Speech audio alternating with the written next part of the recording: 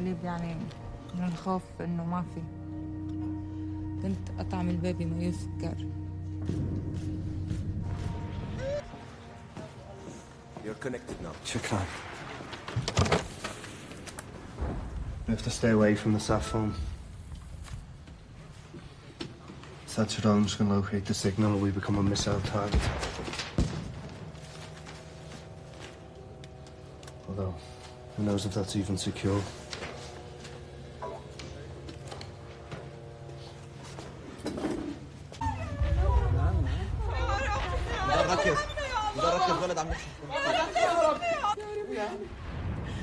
قضال لا لا يا الله.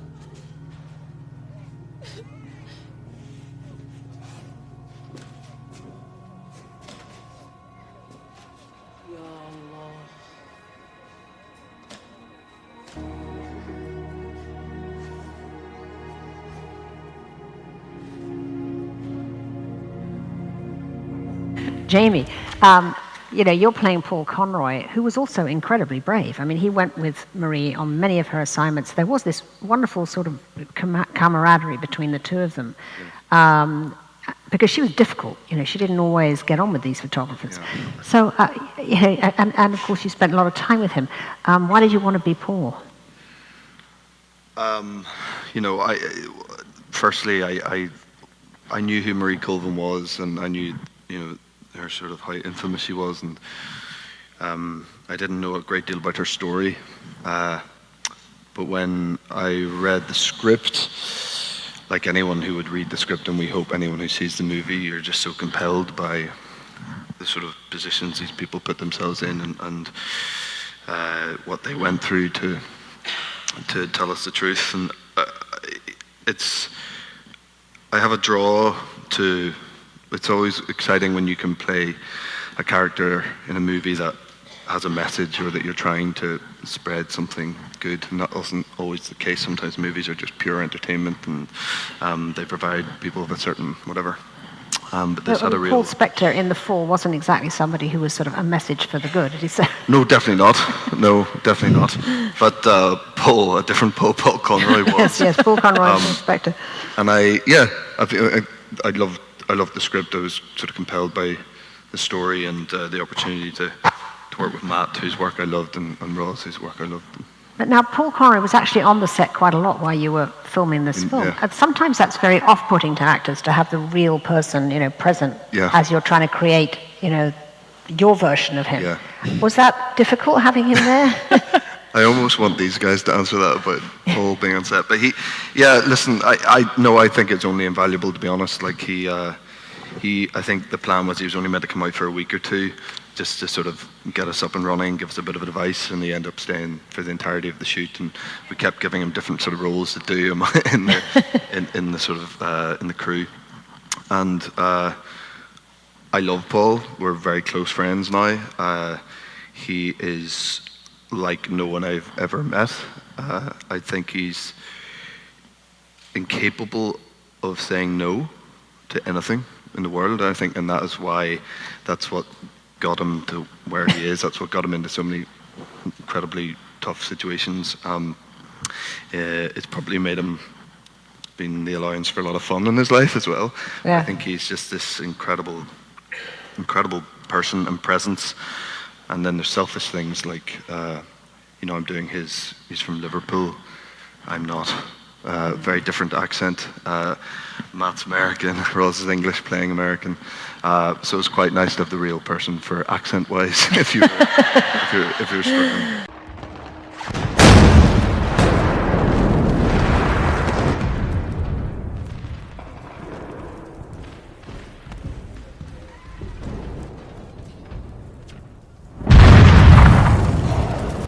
No, it's okay, the decor. It's a shame about the fucking banging. I told you we should have gone to Aleppo. I should have fucking listened. Last time I booked a fucking vacation on the internet. Doc! The phone. Hey, I already told you if you use the sat phone, those drones will know where we are. They'll blow us out of here. We don't have time. Let me see if I can fix it. We don't have time! Wait, let me see.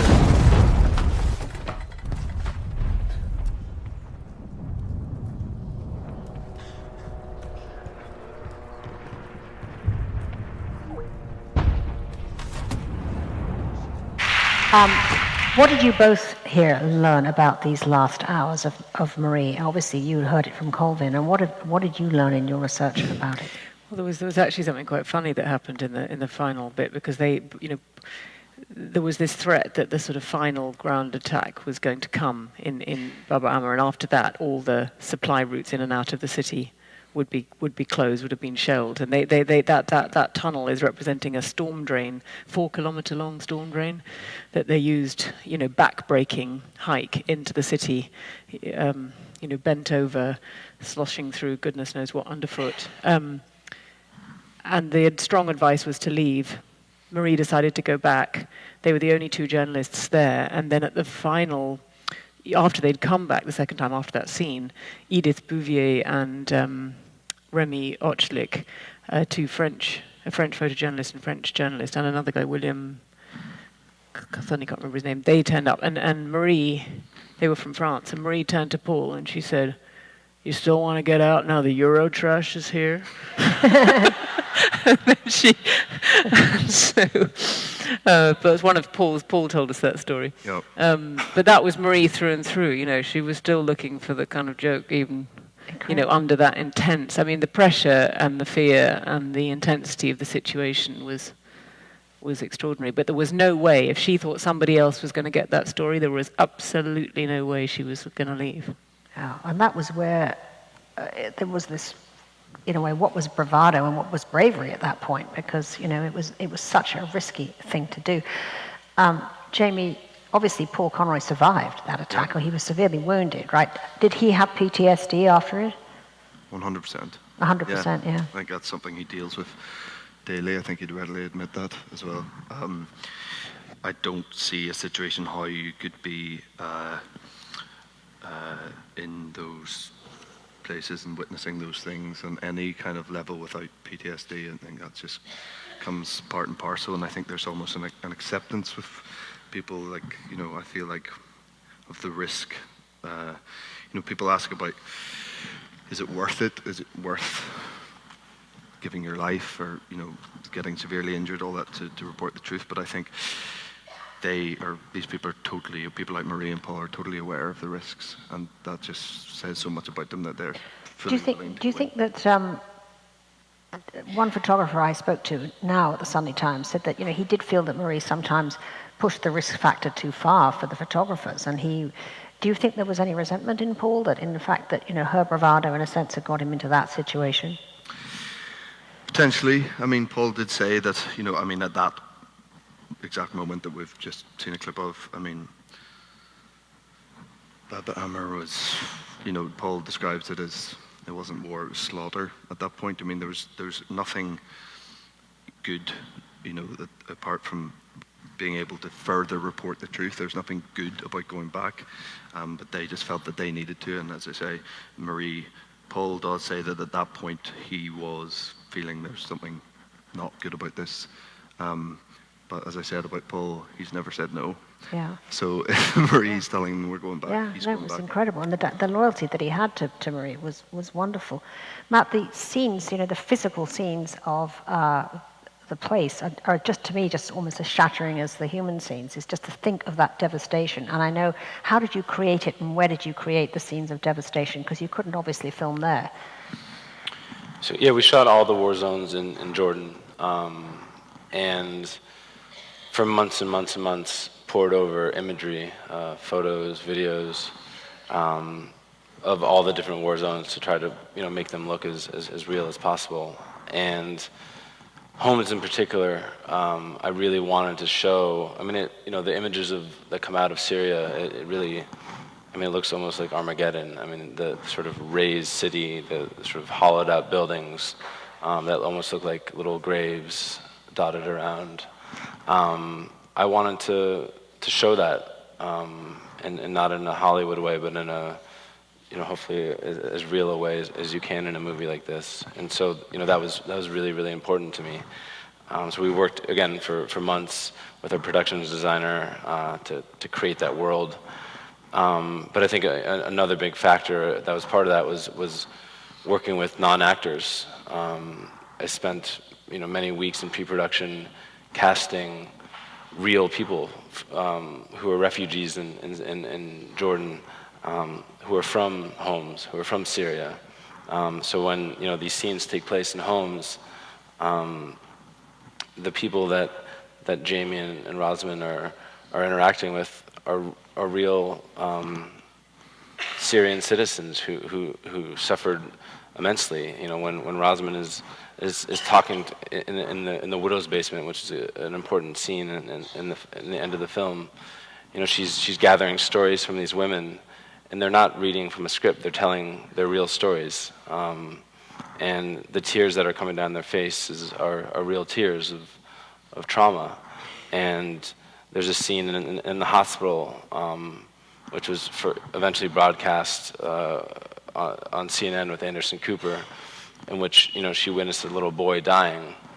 The man that played this boy's father was at a square in Homs with his nephew on his shoulders, and a sniper shot him in the head, and he died in front of him. And so those tears, that trauma, that breathing, that was all real. So it was very important for me to create that environment that sort of elevated a sense of what we were doing on set.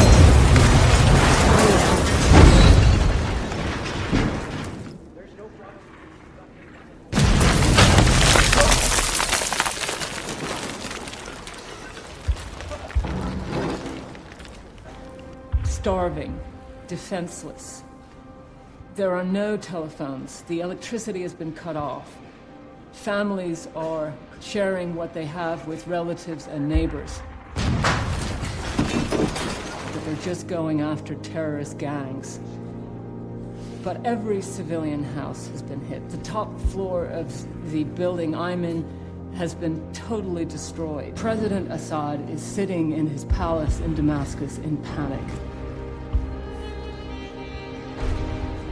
There you can see the full cost of what's happened to Marie. That what she has been through, what she's seen, and what she's told us about has taken such a toll on her whole psyche. I think the gulf between you and between her and the people on the ground, is often I think you're trying to pretend that gulf isn't there. I mean, she always joked. She said, "I don't want to be the one at the party," and people look around and say, "Oh God, here come the stories about Beirut again." She wanted that people saw her as just one of them, but ultimately there was a sort of an uncrossable a total gulf between experience. And was that true also of Paul Conroy? Because he saw all this conflict too. I mean, he must be the walking wounded in terms of his own life, or has he managed to lead, a fulfilled private life, which he never managed to do? I think for Paul, there's a big part of him would still love to be on the front line doing what he does. I mean, he actually had a plan when we were filming in Jordan to go on to Yemen and keep doing what he had done, and he'd just got himself fit to a point through rehabilitation and physio with his leg that he was fit enough to do that, but he's not really, and I think he probably admit now that he won't be able to get into that situation again, but he has a very strong will to keep trying to tell the truth, and he's got a documentary out that's just about to come out as well, based on the book that he wrote about events in Syria and Marie's death and his escape from Syria after Marie died. And I think he just wants to, that's within him now. If he can't do it on the front line, he will find whatever way he can to keep getting the message out there. Rosamund Pike, JAMIE Dornan, and Matt Heineman, thank you so much, not only for being here, but for creating this brilliant film that is such a homage to journalism and such a fantastic memory of a unique woman who now really is a hero of our times.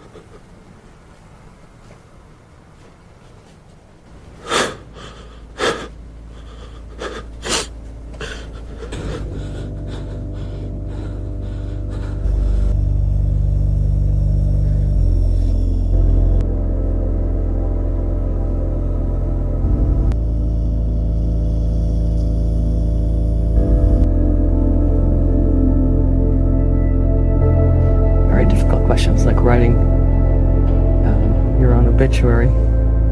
I suppose to look back at it and say, you know, I cared enough to go to these places and write in some way, something that would make someone else care as much about it as I did at the time.